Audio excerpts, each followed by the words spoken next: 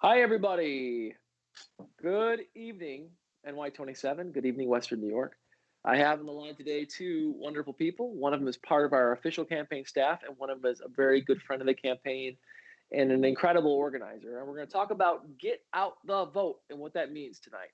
So I have first Hunter. He's been on with me before, back before we had such a nice setup. He was on with me. Hunter is from Syracuse. He's worked on a couple campaigns. He's been crackerjack, as Austin says about staff, crackerjack for our team, and he's an incredible field organizer. Hunter, are you there? Yeah, I'm here. I'm doing great. And then we also have on the line tonight Nikki Calhoun, one of the best names in politics. I love that name. It's catchy as heck. Once you hear it, you never forget it. Nikki Calhoun's on the line, and she is an amazing organizer right in the heart of NY27 in Genesee County. Nikki, are you on the line? Yes, I am. Hey, guys. Hey. So what is GOTV? Get out the vote. Can anyone want to jump in and answer that? Yeah, I mean, GOTV has definitely changed in the past couple of years, especially in New York State, and especially in this moment right now. So normally GOTV was that 4-day window right before the election where you call everybody that you've talked to, every door that you've knocked, you're out there again, making sure that people are getting out to the polls. Now, with the introduction of early voting, that window is shifted all the way back to a couple of weeks before the election. So GOTV now is starting, October 17th, now a week before early voting starts.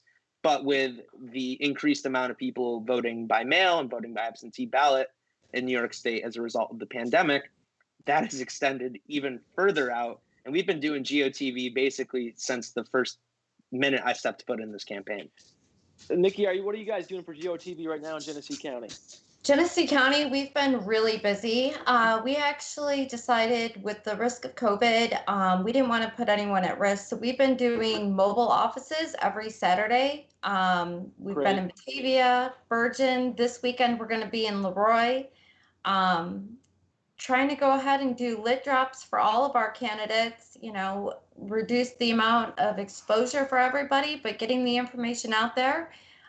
We've been doing phone calls to every registered Democrat, trying to make sure they at least get out and vote.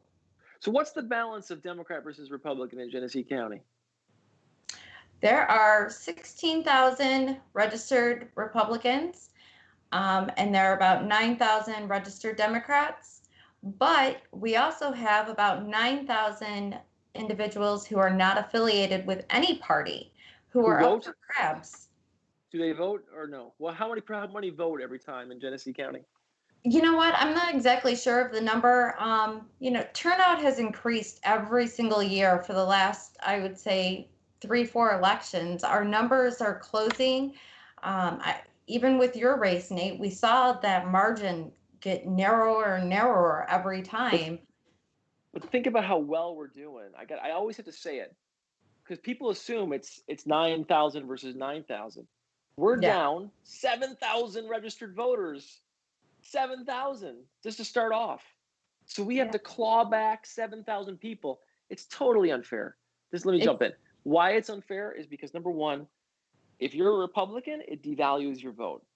Because guess what?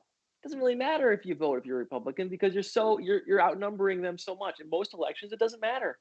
So your vote has less value. If you're a Democrat, it also has less value because the chances of it making a difference are so unlikely. So gerrymandering is bad for everybody. I wish more people understood that. Go ahead. What are you saying, Nikki? I'm sorry to cut you off. No, absolutely. It's a very discouraging landscape out there for both sides. People think of New York State as being blue, but in all actuality, most of it is red. New York City goes ahead and helps us carry that federal and statewide blue vote. But locally, we need every Democrat to actually come out, and then we need those Republicans who have the morals and the values of our community at heart to come out and vote the right way. So let's talk about, you're a Democrat, and I know you're a Democrat that's been active in politics for a while. Yeah. And you've had a lot of losses because of this messed up system. How do you stay motivated and involved? Like I said, we've seen our margins closing. We've seen our numbers grow. 3, 4 years ago, if we did a parade as a Democratic committee, it would be 2, 3 of us walking by ourselves, maybe having the dog on the leash. Now we have a trailer, we have people wave to us. The excitement's there. People are realizing it's okay to be a Democrat. It's okay to have these values and to express them openly in this county. Before COVID, you and I marched at a parade. Where was that? I can't remember. Oh God, we did Oakfield and Oakfield. Virgin. Yep. But Oakfield was the last one we did. And Yes. I remember when they said the Democratic committee, I'm not going to even say, because I think you probably remember too. What happened? Remember when we got to the main, go ahead. That announcer, he got so excited and he was talking about you and how he knew you and people were cheering but not just us, the whole audience was cheering for Democrats. Yeah, it was I was great. like excited. It was awesome. It was awesome. Yeah. How about the event we had just before COVID at Moon Java? Oh my God. Yeah, we filled that place. You couldn't even get in the door. We were expecting the regulars, maybe 20 people who come to every meeting. Literally, people were shoulder to shoulder packed in there, standing outside, just wanting to hear the candidates. You and we had our 3 Senate candidates at that time. Kim Smith, let's talk about her. Kim Smith she lost her primary, but hats off to you guys for endorsing her. Nothing against the current candidate. She's fine. She's a fine woman too. Wonderful person. Great start. Yep. I love Kim Smith. She's a great speaker, and I love being around her. She's a lot of fun to be around. Yeah. If I could. Yeah, go ahead, Hunter. Go ahead. You can do it. Go ahead, Hunter. If I could say something about Kim Smith, actually. So early on in the campaign, I had received a call from somebody that was working with her campaign, and they said, "Hey, Kim wants to come into the office today." And I said, "Okay, great." We had some volunteers in the Hamburg office. This was right before COVID happened. And Kim walks right into the office, sits down at the table. I thought she was coming in, to meet Nate or take some photographs. No fanfare. She sat down, made 100 calls, and just came in, got to work for us. Didn't expect anything. So I went with Kim after that to have a talk about her, how she was doing. You know what? She had nothing but praise for her opponent. She said nice things about Joan Siemens. She said super nice things about Jackie Berger, who is our current endorsed candidate by the Democratic Party. She's just a nice person. I just have a lot of positive. Every experience I had with Kim was great. I just needed to say that. But yeah, Kim spoke. Jackie spoke. It was a great event at Moon Java. But by the way, what happened to Moon Java? It closed, huh? I believe they're under new ownership right now. I got it. Yeah, no, it's a whole new look. Yeah. Yeah, the Harvester, it must be struggling too, like everything else, because of the COVID situation, right or wrong? Yeah, I think a lot of our businesses here in Genesee County are smaller businesses, family-owned businesses, and we're seeing their struggle. Right. It's been really, really hard. It's been slow going, getting people back out there. As loud as the anti-maskers are, most people are still very conscientious about the fact that the COVID is still out there. And, they're not going out to eat as much. They're not going shopping with their girlfriends or getting their nails done as often. So a lot of our businesses are struggling.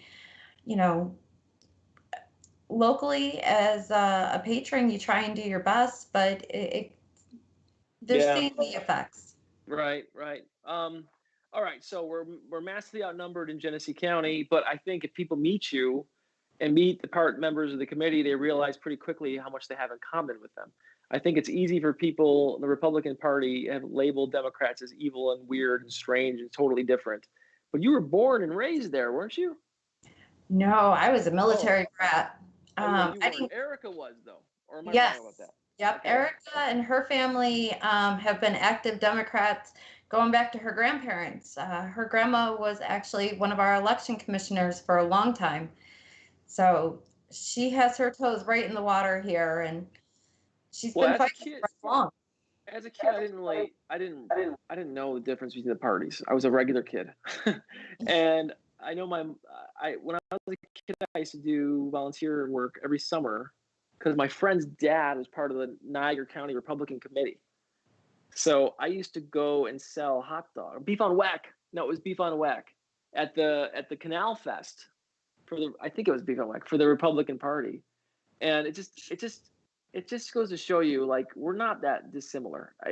In my lifetime, the divide between Republican and Democrat is even more pronounced, which I don't know. I really don't understand it. I really don't. Why do you think that is? I don't know, because I remember, when I was younger, I used to say I'm either a really moderate Democrat or I'm a really liberal Republican. I didn't know exactly where I sat because the parties had so many similarities. And you grew up in the military, so you were around that culture, and you probably had a lot of friends who were Republicans.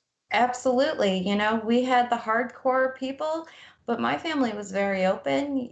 We took in Right. a lot of soldiers who had alternative lifestyles who couldn't do it on base at that time. So my Wow. parents always had extra people at our house, and every color was the same. Everybody was green, and that's the way we were raised. I'll tell you what, So my experience in the military is clearly not as extensive as yours, but I was a part of some volunteer organizations. I spent a lot of time on military bases, and I'll tell you what, it has got to be the least racist organization in the entire world because of what you said. People are forced to work together, and they're forced to treat each other as equals. yeah, I'm sure it's not perfect, but it's not a bad. It's pretty darn good. Yeah, I never experienced racism until I moved out to Genesee County, and it shocked me. I was 15 years old. It knocked me on my butt. I didn't know it was a real thing. It was something you saw on TV at the time. So It's gotten more racist since I ran in 2018. I hate to say that. Nobody wants to say that. They want to pretend it's gotten better, but man, I see stuff now that I did not see when I ran against Chris Collins. Sorry, it's true. It's scary. It's very scary. I'll be honest, I'm not looking forward to Election Day. I think no matter who the outcome is in favor of, it's going to get very not pretty out there. And I hope in the bottom of my heart that, I'm overreacting in my head, but. Do you work for the Board of Elections? You do, right? I do. Yep. So let's talk. So you just went through the experience of processing all of those absentee ballots. What was that like? Well, number one is, how many were fraudulent? You know what? I'm not sure how many we mailed out so far. I've actually been training inspectors for the last couple of weeks, so I have not been in the office to see that mess, thankfully, this time. I know it's going really smooth. We had people, I was actually in the office today. We had people coming in, last minute registering to vote, making sure those were taken care of. I had gone to all of our local high schools, picked up those kids' voter registration forms, so they'll be able to vote on November. But I know we've sent out quite a bit of absentees, and they have started coming back. So people are interested, and the phone calls still come in every day. How hard did you work last time to process the ballots? Oh my God, it was horrible. My hands from opening envelopes are still healing. We sat there we teamed up in 4 or 5 different teams, and we sat there for a good 3-4 days opening envelopes, and counting those ballots and double checking them. So it was quite the process. Thankfully, this time we will be using the machines to count our ballots. So we should have results a lot quicker, and hopefully no problems. Everything's so far so smooth. So I gotta say hi to some folks real quick. Is that okay with you guys? Yeah. Mm-hmm. Polly, hey Polly, good to talk to you as always, Polly. We appreciate your support. I'm sure Hunter up there misses you. Every AJ, day. good to have you on here all the time. Dennis Donovan, hey Dennis, how are you? I love your profile pic. And thank you guys for being on. And some people have some nice things to say about you, Nikki. So listen, fraud.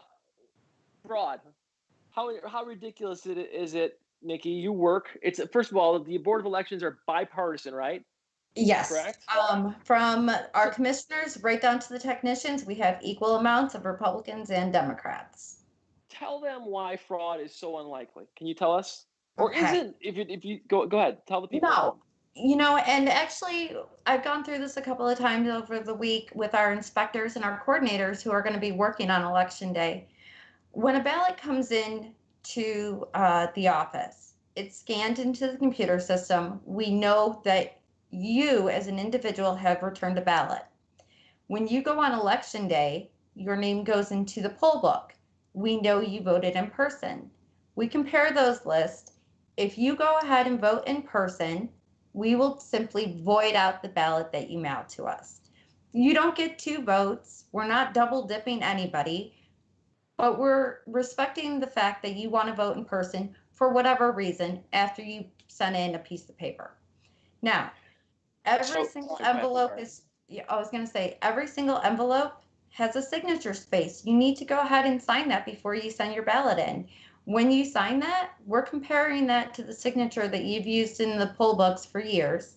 We're comparing your signature when you come and vote in person. We're verifying addresses. Nobody's getting sent to ballot who didn't request it. And I can guarantee that if you requested your ballot and didn't get it, you're on the phone with us pretty quickly letting us know. So the chance of fraud happening, it's pretty low. Nationwide, it's low. But here in Genesee County, we have such a great group of people working nonstop to make sure that there's no silly business. I got to say, Hunter said it already. You guys were so cooperative in Genesee County. All of you, Republicans and Democrats. Thank you, guys. Yes. We appreciate it. We appreciate you because not all the Board of Elections were so smooth. Hunter, anything you want to say about the fraud issue? I just think look, I think that the president will latch on to anything that is going to delegitimize this election. And something I'm worried about, and call me a tinfoil hat, conspiracy theorist, whatever, I'm worried about this going to a court case. Anything with ballot counting going to a court case. I mean, he's already set the framework for it, that there's fraud. He's on top of any ballot fraud or ballot getting sent out in states to the wrong people. Like, I know there were some issues in Ohio today. I know there were some issues in Brooklyn a couple of weeks ago. He latches onto that completely. Yeah, but the court. Go ahead. I'm sorry, but I listen. This is what I think is going to happen. I think that Joe Biden is going to have a bigger victory than I'm hopeful. Oh, yeah. Maybe I'm crazy. I think he's going to have a pretty big victory because a lot of people, even in Genesee County, are going to come out and vote blue because they think what we're seeing in this country is ridiculous. I don't know how you can spin it. I mean, H1N1. I mean, who is legitimately thinking that's a fair comparison to what's happening with COVID? It's insane. Yeah. I mean, their arguments are not just illogical; they strain. They're laughable. I mean, it's literally laughable at this point. The hypocrisy that they spew. He can't even listen. They are going to run from Trump. Watch my opponent. He doesn't even talk about Trump anymore. Mr. Trump. He had a billboard with his face next to Trump saying, "I love Trump" or whatever. He won't even talk. When Trump loses, and he will lose, there's going to be noise, there's going to be lawsuits, but the margin is going to be so big, eventually he'll go away. He's going to have enough fight in him just so he can save face, so he can move on to whatever he does next and say, "Oh, they screwed me." Yeah. But this is what I think is going to happen.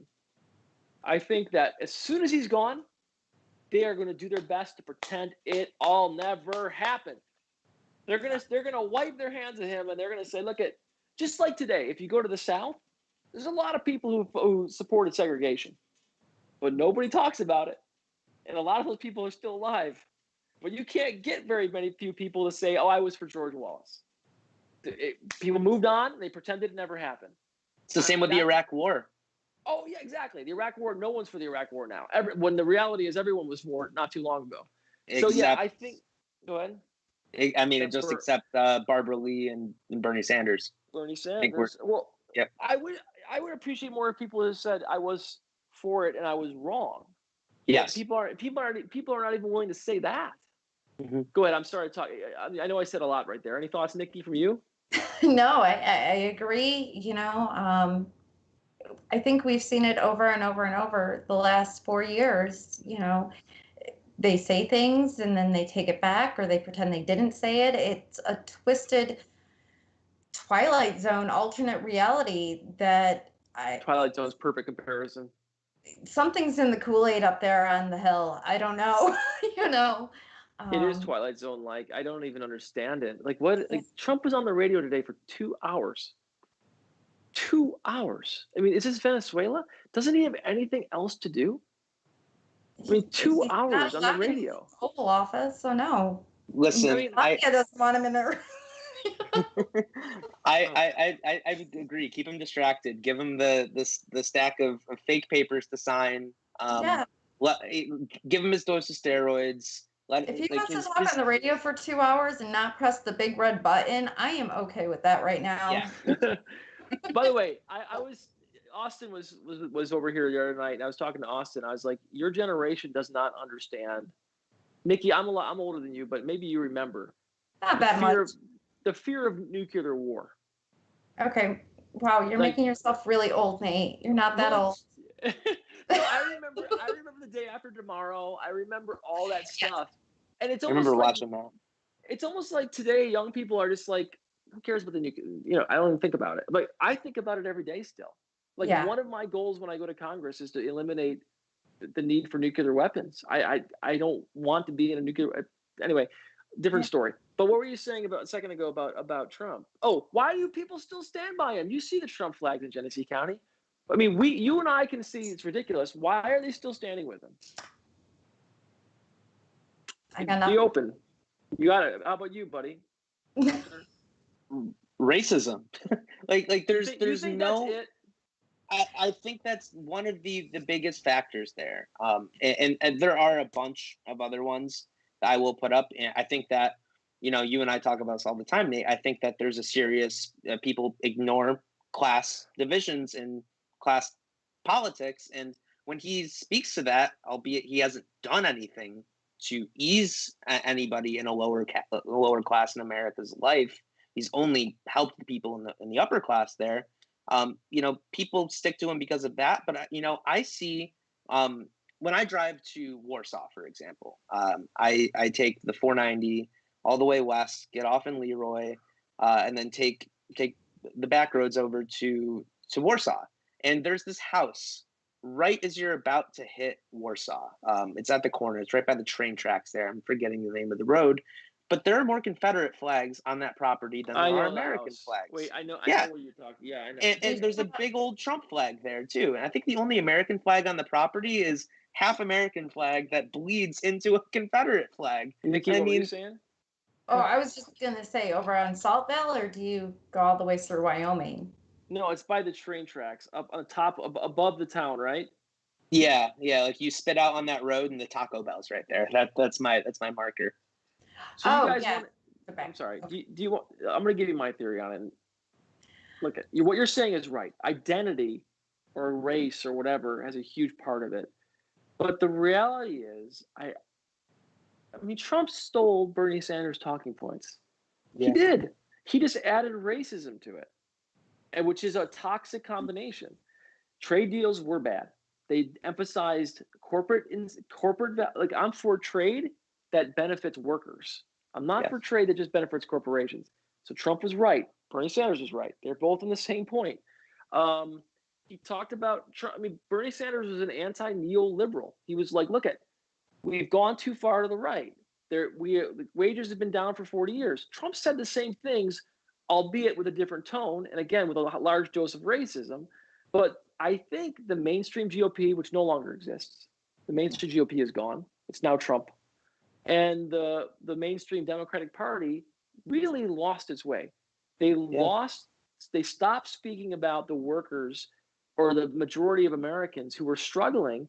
And you and I live here. This is our family and friends. We got it. Like, I got it my whole life. I knew Western New York was left behind. And, the reason why Trump and Bernie all had a huge traction is because when the mainstream party, both of them weren't saying this, people were like, wait, this makes sense. And let's not forget, Bernie Sanders crushed it in NY27. Yes, he did. Yeah, he did. And he crushes it with union workers, people that are making low wages. Like Nevada, when you look at Nevada and you look at those strip caucuses in Las Vegas, where they went into the hotels where people couldn't make it to the caucus because they were open 24 hours.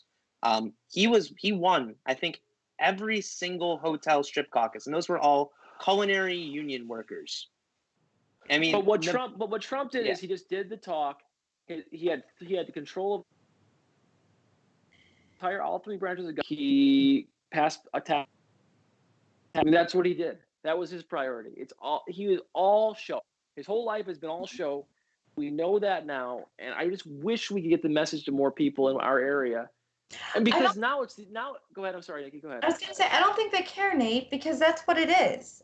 You know, these are feelings that people have had for years, and they've pushed them down, and they've hidden them, and they've quietly said it in the living room with their family, you know, but they don't speak about it with their friends or their coworkers or their neighbors because it's always been pushed that it is wrong. And now we have a leader who is talking all of these horrible things that have gone through these people's heads for all these years. And now it's acceptable. Now it's okay. So these aren't new feelings necessarily. It's just giving permission for them to finally be out there. And like you said, the reason someone like Bernie did so well is because we are all hardworking. The parties at the national level don't speak for the American people anymore, either one of them. And people see this. I don't think so. Yeah. I don't think so. You do. Like sometimes people get mad when I say things of the Democratic Party. I'm not talking about Nikki Calhoun running the committee or working on the committee in Genesee County. I'm not talking about what's that? I said that use all your words. Okay. Well, listen. There's only a certain amount of text I can put in a tweet. But like the Genesee County, like the local committees are great. I love the local committees. They're fantastic. They're made of regular people. But you know, I don't know. If you look at the last speak to that 40 or 50, let me finish this one. The last 40 or 50 years, they have not fought for families like mine. And I know it's hard to hear, but we should be mature enough to realize that we can do better. Go ahead. Well, you know, in my lifetime, I was born in Clinton's presidency, and then I saw How dare 8 you? years of. Go ahead. Sorry, I'm young aging myself here. Yeah, I think I was actually born like right before impeachment too, which is Anyways, I saw 2 terms of Bush. That's what I grew up in. I think one of my first memories was like immediately post 9/11, and just like seeing the panic, seeing the fear in like my parents' eyes. But then after that, you know, when I started, 2008 was like the first election where I actually understood what the difference of in politicians where the difference in party was. And I, saw that Obama had this message of hope, change, yes, we can type mentality. And then I watched at the same time friends, immediately after Obama got into office, friends and family members lose their houses, lose their jobs, lose their entire life savings. And you know what we did to deal with that? We chased that party right. We chased the Republicans to the right because we thought we had to capitulate. My entire life. Listen. I'm gonna cut you off for a second. You're right, but I'm not gonna pound President Obama because one of the things he did that let me finish. One of the things he did is more than any other president is he actually fought for health care for most Americans. Yeah. And like he did that in an environment where he was constantly undermined and attacked for being black. Let's be honest. He was constantly under threats and attacks for who he was. And I give him a pass. Now, do I like what he did after 2008 with basically he had a chance to change the system? The system was broken. He reinforced the system. I understand that. Yeah. But compared to what happened with the previous Democratic president, which is almost, it's blasphemy to talk about within the Democratic circles, Bill Clinton, I mean, his policies were brutal to working class people. Brutal. From NAFTA to the attacks on the social safety net. And if anyone disagrees with me, because I know we have positive feelings about some of these figures and maybe some of that's earned and deserved, I get it. But I'm not someone who's going to go blindly with any leader, including Joe Biden. If I win, I like Joe Biden a lot. I met him. He's fantastic. And I love Kamala. But if I go to Washington, you think I'm not going to keep fighting for healthcare for every single American if Joe says he doesn't want it? No way. I'm going to keep fighting for healthcare for every single American because I know it will help the people in Western New York. Nikki, any thoughts on this? I was going to say, I think that's part of the problem with the two-party system right now. especially, everybody has to go ahead and stand behind their fearless leader and walk and step in line, where it really shouldn't be. We really should be looking at the issues. We should be looking at the policies. We should be looking at what they can offer us and the person as an individual, not what letter they have next to their name. And I think in that situation, yes, and we need to learn how to admit when we do wrong. We've had leaders who are not great from our party. It happens. Well, I think the party needs to redirect itself and be the party of working people. That should be the priority. Be the party of working people, because everybody on this call knows what it's like to struggle to pay a mortgage, and knows what it's like to struggle to pay for gas, knows what it's like to have a Christmas where maybe your kids aren't going to get everything you want to get them, and maybe nothing at all. I've had some Christmases like that early on, and having asked help it's hard. Yeah. We need more people like us in office. And listen, I am going to support Joe Biden to the fullest extent of my abilities. I think we're in a emergency, but I think we can do more, and I think we have to push him and the party to do more in the future for working people. That's my take. You know what, Nate? That's a great segue. Let's talk about working people for a minute. Sure. Yeah. Because I remember when you first started, you were so passionate about the local issues. Mm-hmm. I think you need to kind of remind the people. Right now, we're all sitting here on a Skype Zoom thing, having to talk to each other once again, and I know there's a lot of families out there tonight who can't tune in and see what you have to say because they can't get internet access still. Not just because they can't afford it, because it's not available or it's unreliable.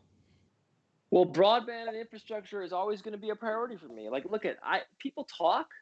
When I was a town supervisor, I keep saying it because it's annoying, and it's true, and it was difficult. I said we need to put broadband in our town, and I got a grant to put a conduit down the middle of the town. And there's something called the Cyber Ring of New York. It had super fast internet that was right across the town that we could tap into and create municipal broadband. I met with Google. I met with Oracle. I met with all these companies to talk about it. The town would not vote for it. They said it was a pipe dream and it was stupid. So right now in that town, underneath the sidewalks, is a conduit waiting for glass wire. Beyond that, I've met Good Morning America came to Grand Island, spent 3 days with me talking about broadband, back when no one was talking about it. And beyond that, some of these towns are starting to talk about broadband now, but nobody really knows what it is. It just is glass wire. And if you talk to the Communication Workers of America, if you talk to all these groups, they will tell you over and over and over again, we want broadband infrastructure now. And I still don't know why President Trump hasn't done it. I do not know why any of the leadership hasn't done it. They talk about it, but this is a no-brainer. It's low-hanging fruit that we could start tomorrow. Right? I mean, it's the same as hanging copper wire. Let me just back up. 100 years ago in America, we put copper wire to every single house. How do you get your old telephone wires? We did it. And copper wire is how many of you are getting your internet today. You're getting it over copper wire. If we could do that 100 years ago or more with copper wire, why can't we do that with glass wire today? When people hear the word broadband, they think of some giant satellite dish like, putting lasers. No, it's just glass wire. That's what it is. It's just hanging glass wire and stringing it from town to town. It is completely doable. Your thoughts, if any? Sorry, did I lose you guys because of the broadband? What happened? No. Go ahead, talk to me. It's kind of what we want to hear. It's one of those things. Yeah, see, there's your passion, Listen, I talk about it every time I'm on the stump, but I'll tell you what. I know.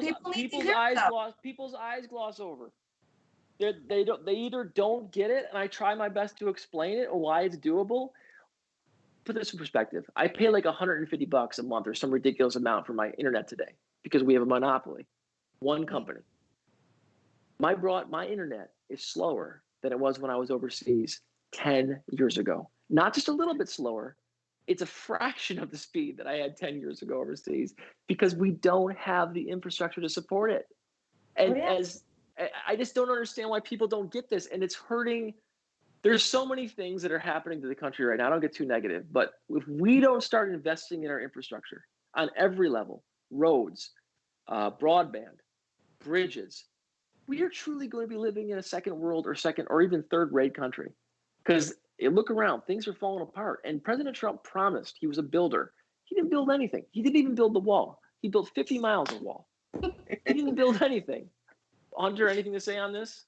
So something that you talked about in terms of roads, everybody always thought that by like 2010 we'd have those self-driving cars or flying cars or whatever, like something more technological than something you pump 17 gallons of gas into every week and drive around. But I was listening to a podcast the other day, and the reason why we can't have those self-driving cars is because our roads are so bad. They were testing these self-driving cars first in Tucson and other places that have great taxpayer dollars that are going into their roads and making them nice. But then they brought those cars to places like Pittsburgh, and that's where it all stopped. Because Pittsburgh and places in, the Rust Belt of the upper Northeast, they don't have that infrastructure. They don't have money going towards those projects. Imagine how many jobs that we could create if we just redid the entire interstate system in New York State. Imagine how many tax dollars, how many jobs that we could create if we fixed I-81 back in Syracuse where I live, which is crumbling. I don't understand why they're not willing to, I don't understand why they're not willing to do it. All right, listen, any closing comments from our wonderful guest, Nikki? Because I have to, I promised my son I'd go watch the NBA Finals with him. So any last comments? No, everybody, early voting starts October 24th. It goes until November 1st. It's safe, it's easy, it's convenient. It's voting in person, on your own time. If you're capable and able and feel safe enough to do it, vote in person. Do early voting where the lines are shorter, and we're going to have those results a lot sooner than we will for the mail-in ballots. But if you don't feel comfortable voting in person, please make sure you request that absentee ballot, get it back in to your local election office as soon as you can. Make sure you sign your envelope, and we got a lot of people going down ballot this year on everywhere. So Nikki, you're getting some love out here from people online. William Fine, the amazing William Fine, says hello to Nikki. Nikki says he says hi to Nikki. AJ, 2 weeks away. Vote early. Get your votes done. I gotta say before I hang up, Hunter, you say your last comments, and I gotta give you a compliment. Go ahead. I want to say something about you. Go ahead, Hunter. Anything last to say? Like Nikki said, vote early. If you can't get into the polls between the 24th and the 1st, make sure you get your absentee ballot. You can get that right on the New York State Board of Elections website, absenteeballot.elections.ny.gov. Super easy. I applied for mine. Mine came in a week, and I've already cast my ballot for Joe Biden and Dana Balter in New York 24. Everybody I could, though, however, I voted on the Working Families line, which is a great way to keep those third parties with great funding. Every Dem candidate that I could was on the Working Families line. They got my vote there. Here's my message to you. Dana Balter is going to win. Oh yeah. Beyond, which is great. She got beat pretty good in 2018, and for her to come back and win says a lot about her character to hang in there like that. Yeah, I cut my teeth on that 2014 race that Catco first won in with Dan Maffei. That was my first congressional race, and It was so disheartening to lose that as my first one. But I will be able to sleep better knowing that Catco's out of office. What do you think? Catco's got to go. Hunter, listen, I want to say this to you. Your effort is just awesome. Like, you are a workaholic, buddy. And I know you're going to push. I mean, if we win, you deserve a wreath or something. I don't know. I don't know. Bring him a succulent. Yeah, I'll bring you some succulents. I mean, listen, Hunter, nobody works harder than you. And I don't know. Like, you deserve all the praise in the world for what you're doing. And you Thank you. you could write a book about how to get out the mail-in ballots, because you did it first, and you did it with us, and you did it well. And to win almost 70% of the mail-in ballots last time, that was because of you guys and the hard work you did to get those votes up. I got to say this too. And Nikki, everybody listening, no one gives you a book when you run for Congress. No one gave me a book. I was just trying to do the right thing, and I was going to meet and greeting people. But man, I am so proud. My team has gotten better and better and better. And right now, this team is awesome. Awesome. Yeah. And from top to bottom, they are awesome. And I think we can compete. Like, honestly, I think we can compete with anyone, Hunter, at this point. Yeah. Bring it. Yeah. I wish there was like a bracket system for congressional staff right now, because I think we'd sweep. We'd win in 4. Before we start bragging, because it's not just it's about the whole grassroots network that includes all the committees, Nikki, everybody else. But I gotta say, what the permanent team does, I don't think people get it.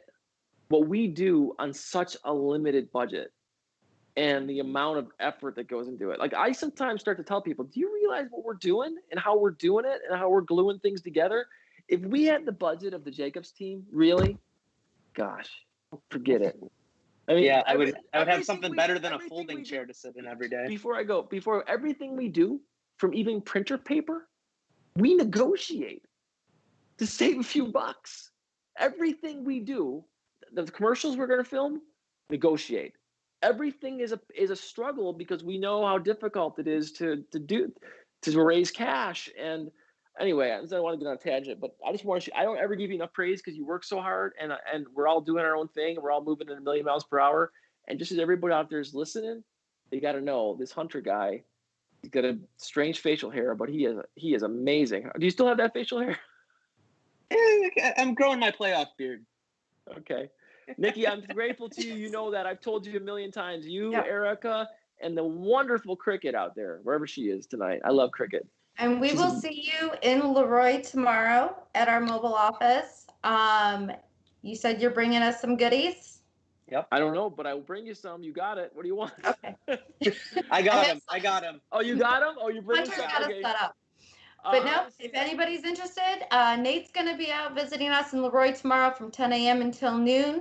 Municipal parking lot behind McDonald's will have his signs and some of his goodies. Jackie Berger is going to be out there to meet individuals if they're interested. And we are giving away 50 Biden-Harris signs. First come, first serve, one person. So Biden-Harris signs are hard to get. Nikki, one more thing before you go. I know how hard it is to do what you've done for the last few years. You are one of the unsung heroes of the district. You're out there doing it. Rain or shine, you're out there. And there wouldn't be a Democratic Party without people like Nikki Calhoun. Joe Biden's great, Kamala's great, but guess what?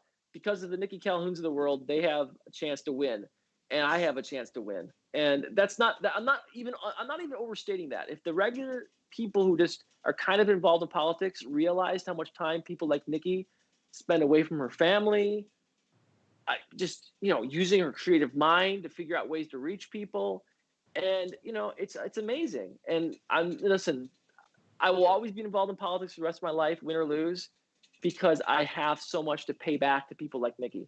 I gotta say, everything is a community effort. You gotta have good people around you, whether you're running a campaign, whether you're helping out on a committee, or doing something as simple as PTSO. If you're involved, get a good team of people around you.